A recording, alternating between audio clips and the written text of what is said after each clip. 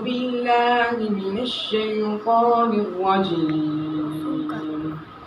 واذكر في الكتاب إبراهيم إنه كان صديقا نبيا إذ قال لأبيه يا أبت لم تعبد ما لا يسمع ولا يبصر ولا يغني عنك شيئا يا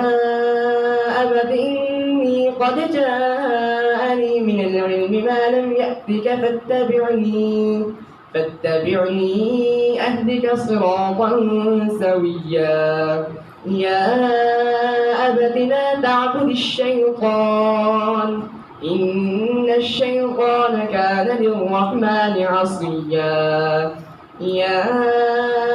أبت إني أخاف أن يمسك عذاب من الرحمن فتكون للشيطان وليا قال أراغب أنت عن آلهتي يا إبراهيم لئن لم تنته لأرجمنك فاهجرني مليا قال سلام عليك سأستغفر لك ربي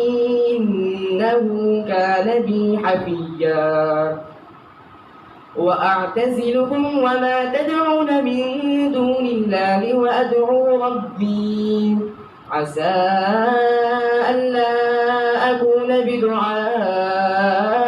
ربي شقيا فلما اعتزلهم وما يعبدون من دون الله وهبنا له